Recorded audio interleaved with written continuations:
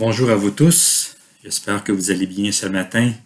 Encore une fois, nous avons le privilège d'être ensemble en Église, en communauté, pour nous placer à l'écoute de la parole de Dieu. Nous sommes toujours dans notre série de prédications sur les paraboles du royaume que nous retrouvons dans l'Évangile de Matthieu au chapitre 13, série que j'ai intitulée « Des paraboles pour dire le royaume ».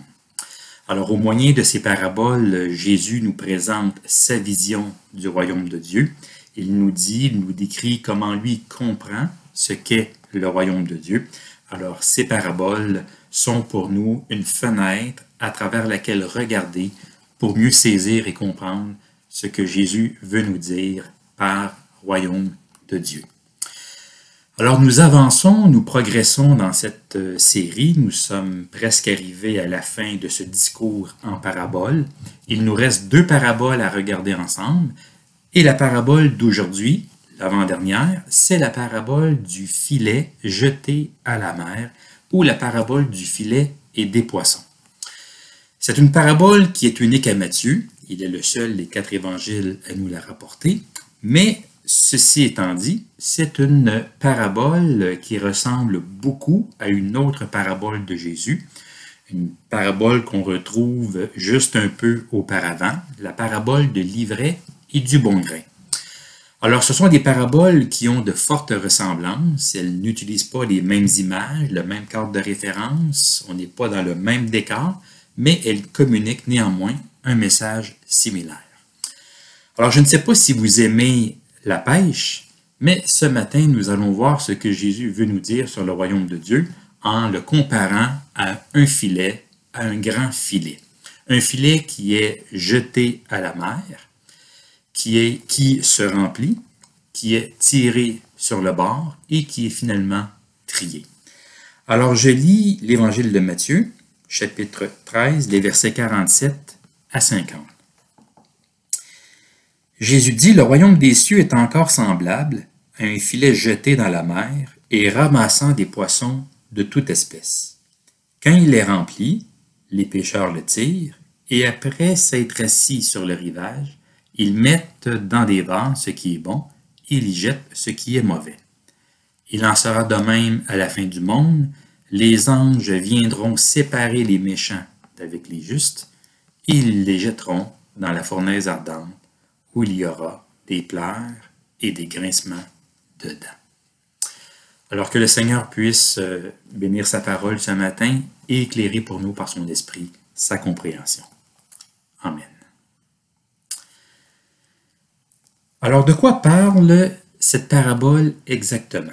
Bien sûr, c'est une parabole qui nous parle du royaume de Dieu, comme les précédentes, mais dans quel sens en parle-t-elle exactement? Que devons-nous en comprendre? Heureusement pour nous, Jésus nous en donne une explication. En effet, dans ce passage, il y a 2 parties. D'abord, la parabole en elle-même et ensuite l'explication de la parabole. Alors, ça nous permet de comprendre la parabole. Jésus nous oriente dans l'interprétation qu'il faut en faire.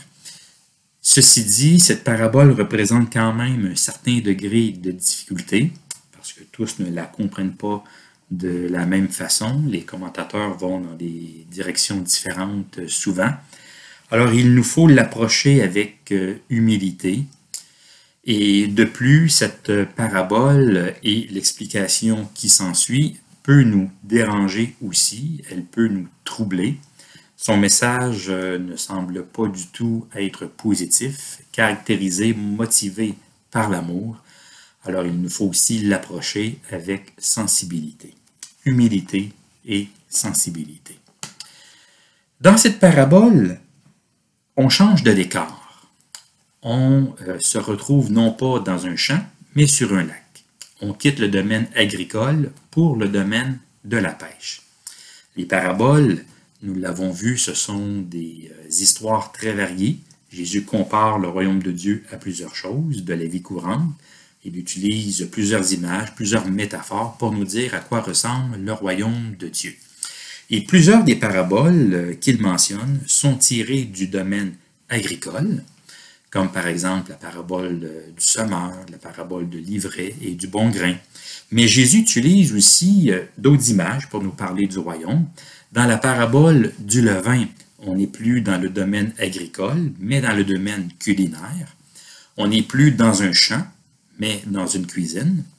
Dans la parabole de la perle de grand prix, on est dans le domaine commercial. Il est question d'un marchand, d'un commerçant de perles, donc de quelqu'un qui fait des affaires.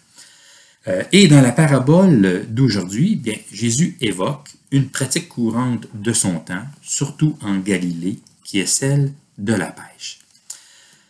Alors on voit que Jésus utilise des images variées. Il sait comparer le royaume de Dieu à différentes choses de la vie courante, en s'inspirant de différents domaines agricoles, culinaires, commerciaux, etc. Alors on change de décor. Ici, Jésus compare le royaume de Dieu à une pêche au filet, à un filet jeté à la mer et qui ramasse des poissons de toute espèce, de toutes sortes. Le filet dont il est question ici, c'est un très grand filet qui couvre une grande superficie. Il s'agit de ce qu'on appelle une seine. C'est un filet de grande dimension, d'une hauteur d'environ 2 mètres et d'une longueur de plusieurs centaines de mètres. Certains de ces filets pouvaient mesurer environ un demi-kilomètre. Alors, imaginez. Je vous en montre un exemple à l'écran. Comme vous pouvez le voir, il ne s'agit pas d'un petit filet, mais d'un filet de grande dimension, laissé plus ou moins à la verticale dans l'eau. Une partie de ce filet était submergée. On y attachait des poids pour être sûr qu'il reste sous l'eau, alors que l'autre partie, la partie supérieure, était maintenue à la surface de l'eau par des flotteurs. Alors il y avait une partie visible et une autre invisible. Alors ce n'est pas le filet de celui qui est seul dans sa barque ou dans sa chaloupe, mais un filet dont l'utilisation nécessite la présence de plusieurs personnes, de plusieurs bras. L'avantage de ce type de filet, c'est qu'on pouvait attraper un très grand nombre de poissons d'un seul coup. C'est un filet qui ratisse large, qui prend tout, qui ramène tout. C'est un filet ramasse tout. Le désavantage, par contre, c'est que ce filet n'était pas du tout sélectif. Il capturait plusieurs types de poissons, dont certains n'étaient pas propices à la consommation, pour diverses raisons. Alors, il fallait faire un tri une fois sur le rivage. On gardait les poissons qui étaient comestibles et le reste était retourné à la mer. Ce tri, cette séparation entre les poissons était quand même une tâche assez délicate. Il fallait le faire avec soin car on ne voulait pas se retrouver avec des poissons impropres à la consommation. Car selon la loi juive, certains poissons ne devaient pas être consommés. Alors, dans cette parabole, on retrouve en quelque sorte 4 actions. 4 actions successives. D'abord, le filet est jeté à la mer. Ensuite, le filet se remplit. Troisièmement, le filet est tiré sur le rivage. Et finalement, il est trié. Jusqu'ici, ça va bien. Là où c'est un peu plus compliqué, c'est lorsque vient le temps de déterminer ce que représente le filet et à quel moment de l'histoire humaine se déroulent ces actions. Il y a au moins 3 manières courantes d'interpréter ou de comprendre cette parabole.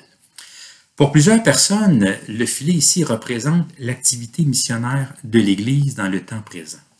Une activité missionnaire qui se déroule actuellement jusqu'au temps de la fin du monde et donc du jugement.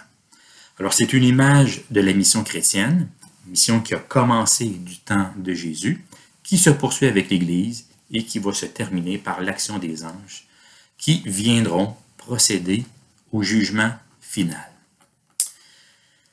Pour d'autres, cette parabole, c'est une figure de l'Église sur la terre. Une parabole sur la nature ou la composition mixte de l'Église durant l'ère présente. Mixte dans le sens d'une communauté où se mélangent le vrai et le faux. le bon et le moins bon, composé de vrais et de faux croyants, de chrétiens authentiques et de chrétiens de nom seulement. Alors pour eux, le royaume, c'est comme un filet qui est lancé dans la mer du monde et qui recueille de tout, du bon et du moins bon. Cette interprétation, elle est en fait le prolongement de la première, en quelque sorte, parce que si le filet représente l'activité missionnaire de l'Église, bien ça veut dire que l'Église telle qu'on la voit, telle qu'on la connaît en ce monde, va progressivement se remplir de poissons de toutes sortes, et il y aura donc une cohabitation entre les deux pendant un certain temps. Une cohabitation dans l'Église jusqu'au jour où le Seigneur va départager, fera le tri des gens qui sont dans l'Église au moyen de ses anges. D'autres vont dire que le filet, c'est plutôt une image du jugement. Un jugement inévitable, inattendu et universel. Autrement dit, c'est que les actions dont je vous ai parlé, le filet jeté, rempli, tiré et trié, ne réfèrent pas comme tel, selon cette lecture, à ce qui se passe dans le temps présent, mais à ce qui se passera à un certain moment donné dans l'histoire humaine. C'est qu'au jour du jugement, quand ce moment arrivera, c'est à ce moment-là que le filet sera jeté, rempli, tiré et trié.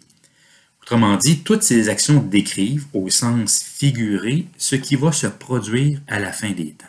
C'est toute l'humanité qui sera prise dans le filet du royaume. C'est toute l'humanité qui sera rassemblée sur le rivage pour le jour du jugement.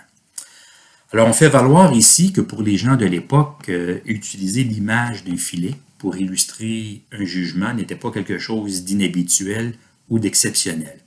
Pour nous, équivaloir filet et jugement, ce n'est pas quelque chose de naturel. Mais pour les Israélites et les disciples de Jésus, ce n'était pas si exceptionnel. Dans la Bible, le filet, à plusieurs reprises, évoque la prise, le piège, la surprise, le jugement. C'est un moyen de capture. Il y avait différents types de filets, le filet de l'oiseleur, le filet du pêcheur, le filet du chasseur.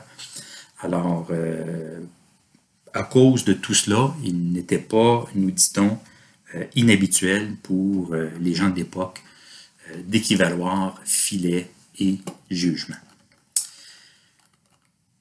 Ces trois lectures sont intéressantes et je pense qu'elles contiennent des éléments de vérité. Il n'est pas certain non plus qu'elles s'excluent totalement les unes des autres. Je pense qu'il est possible de les combiner jusqu'à un certain point. Pas totalement, mais jusqu'à un certain point. Mais encore faut-il mettre les morceaux aux bonnes places. Pour décrire la façon dont je comprends cette parabole, je vais suivre la progression des actions que je vous ai mentionnées. Le filet est jeté, il se remplit, il est tiré et il est trié.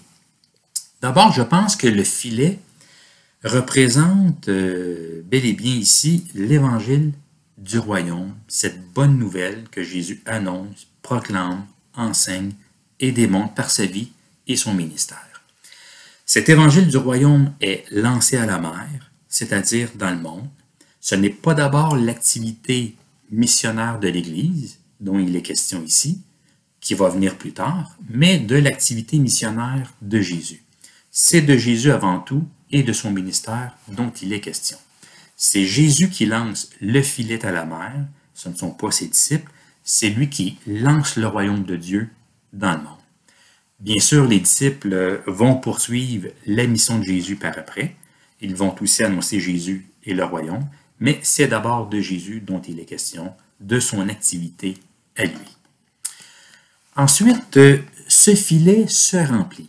Cela veut dire que le royaume que Jésus proclame rencontre non seulement des réponses variées dans la société, dans le monde où Jésus se trouve, mais aussi des réponses plutôt favorables, du moins à première vue.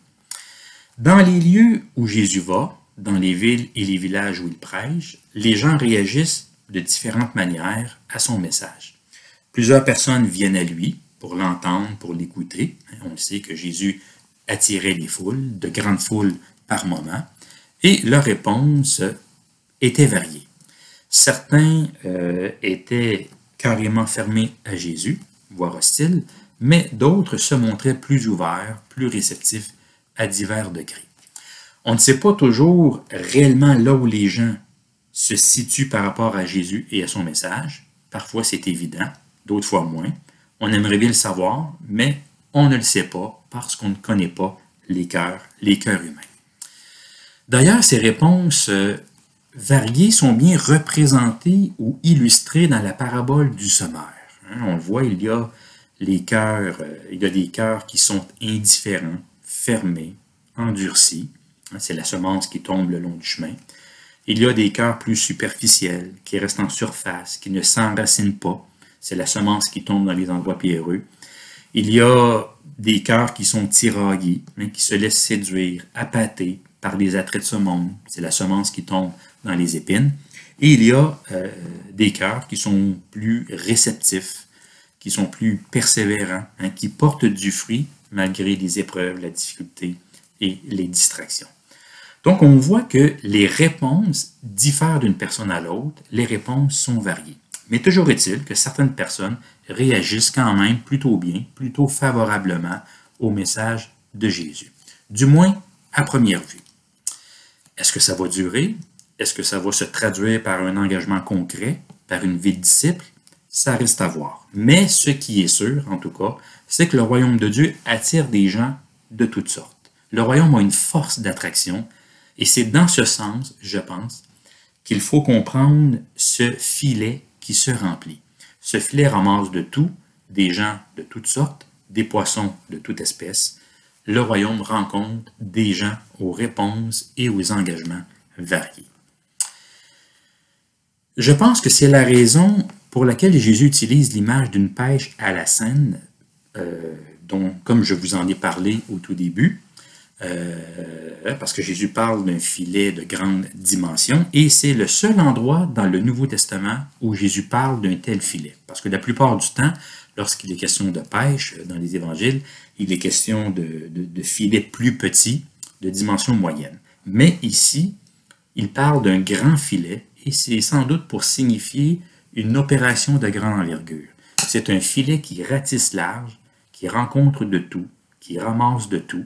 Le royaume attire des gens de partout, de différents milieux, aux intentions et dispositions diverses.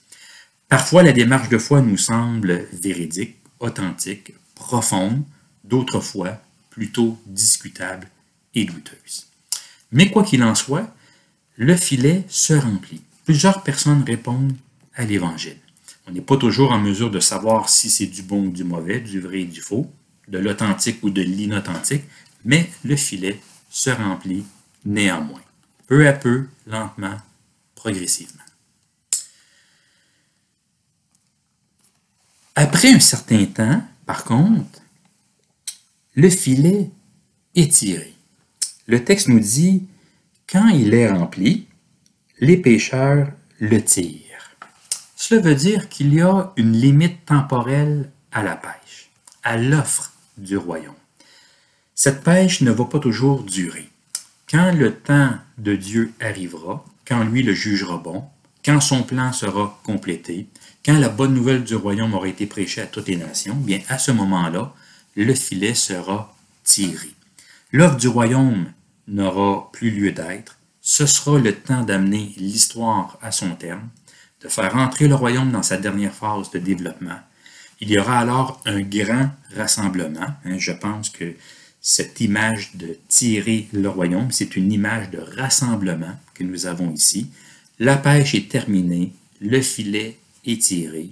Alors, tout le monde est rassemblé devant Dieu sur le rivage pour le grand jugement. Et ça inclut bien sûr tous ceux et celles qui se disent chrétiens, qui se réclament de la foi.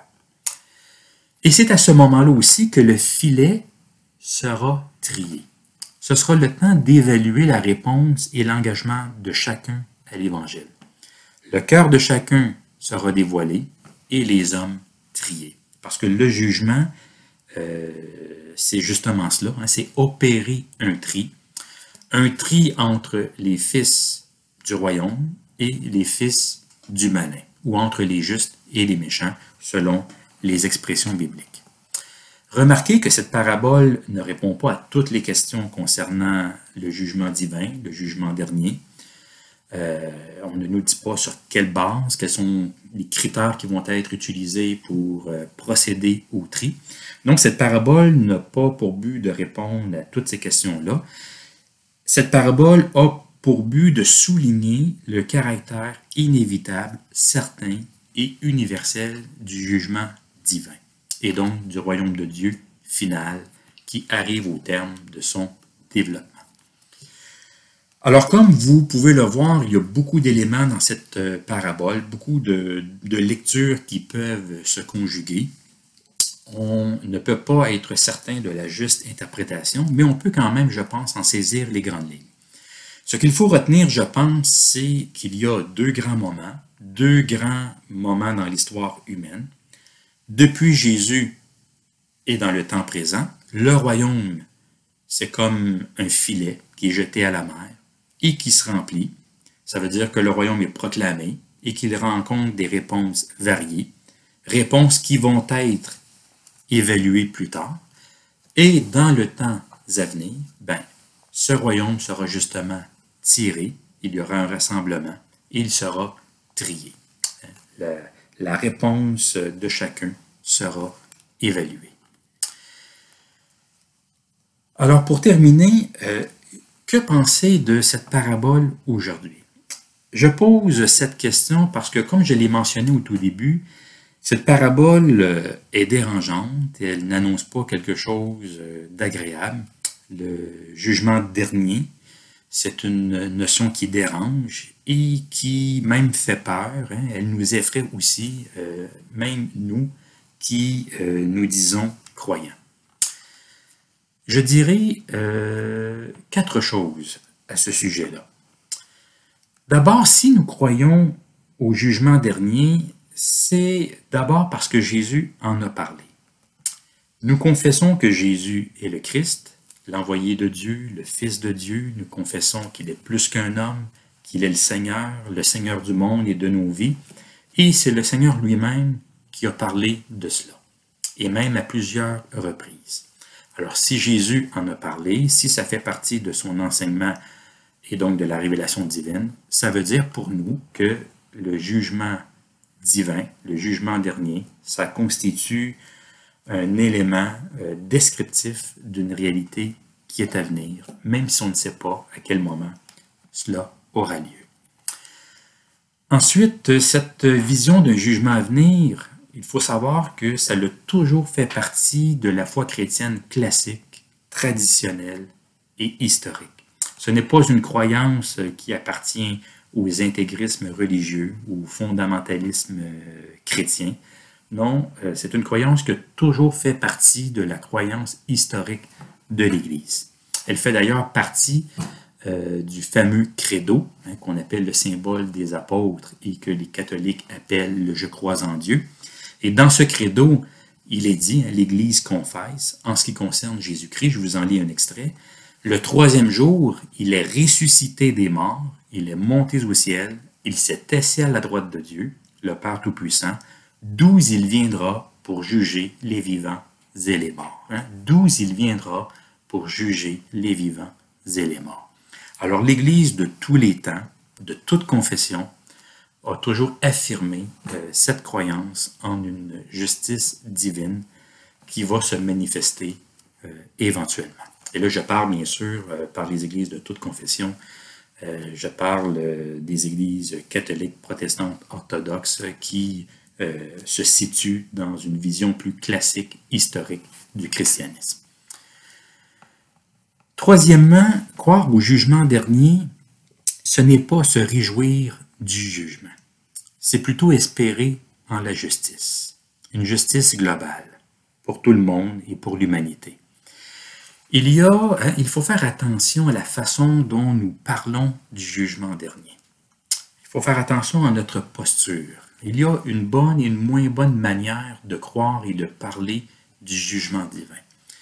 Il faut se rappeler cette parole de Jésus qui a dit « Ce que je veux, ce n'est pas que le méchant meure, mais qu'il change de voie et qu'il vive. » Jésus croyait au jugement dernier, mais en même temps, il pleurait sur Jérusalem. Il pleurait sur son peuple, il souhaitait la conversion du plus grand nombre. Alors, c'est à nous d'être sur la même fréquence que notre Seigneur, sur la même fréquence que son cœur, qui souhaite la repentance et la vie pour tous. Finalement, rappelons-nous cette bonne nouvelle que vous connaissez dans l'évangile de Jean. Car Dieu a tant aimé le monde qu'il a donné son Fils unique, afin que quiconque croit en lui ne périsse point, mais qu'il ait la vie éternelle. Et Jésus dit aussi, en vérité, je vous le dis, celui qui écoute ma parole et qui croit à celui qui m'a envoyé a la vie éternelle et ne vient point en jugement. Il a la vie éternelle et ne vient point en jugement. Et il continue en disant, il est passé de la mort à la vie. Alors oui, la parabole du filet, c'est un avertissement à ne pas prendre à la légère. C'est le Seigneur qui en a parlé. Il y a un jugement qui est à venir, qui est inévitable, qui est universel, mais on peut s'y préparer. Et c'est là le but de cette parabole, surtout, de s'y préparer par la foi en Jésus-Christ et en vivant selon ses paroles. Alors que le Seigneur vous bénisse, que sa parole puisse vous interpeller et nous interpeller. Amen.